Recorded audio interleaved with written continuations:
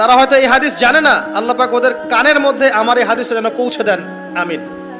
নবী সাল্লাল্লাহু আলাইহি ওয়াসাল্লাম বলেছেন, আমি মেরাজের রাতে যখন গিয়েছি তখন এক শ্রেণীর মানুষকে দেখেছি, ওদেরকে শাস্তি দেয়া হচ্ছে। কি শাস্তি?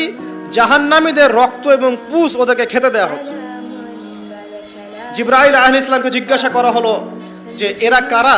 তিনি বললেন, এরা আপনার উম্মতের সেই সব ব্যক্তি যারা মাদকদ্রব্য সেবন করত।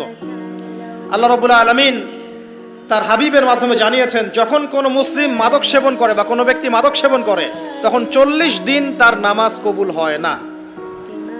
এরপর যদি সে তওবা করে তাহলে আল্লাহ পাক তার তওবা কবুল করবেন ইনশাআল্লাহ। যদি সে আবারও মাদক খায় তওবা করার পর, আবার 40 দিন তার নামাজ কবুল হবে না। যদি সে আবার তওবা করে আল্লাহ পাক আবার তাকে মাফ করে দিবেন। যদি সে আবারও মাদক খায় আবার 40 দিন তার নামাজ কবুল হবে না। তারপর যদি আবার তওবা করে আবার আল্লাহ তাকে মাফ করে দিবেন। এরপরেও যদি সে আবার মাদক দ্রব্য সেবন করে, নবী সাল্লাল্লাহু আলাইহি ওয়াসাল্লাম বলছেন তাকে আল্লাহ রাব্বুল আলামিন পরকালে মৃত্যুর পরে তিনাতুল খাবাল পান করাবেন। তিনাতুল খাবাল। জিজ্ঞাসা করা হলো, ইয়া রাসূলুল্লাহ, তিনাতুল খাবাল কি জিনিস? নবী সাল্লাল্লাহু আলাইহি ওয়াসাল্লাম উত্তর দিচ্ছেন, এটা হচ্ছে জাহান্নামীদের রক্ত, মাংস, এগুলো পুড়ে পচে যে রসটা বের হবে, এটা হচ্ছে তিনাতুল খাবাল।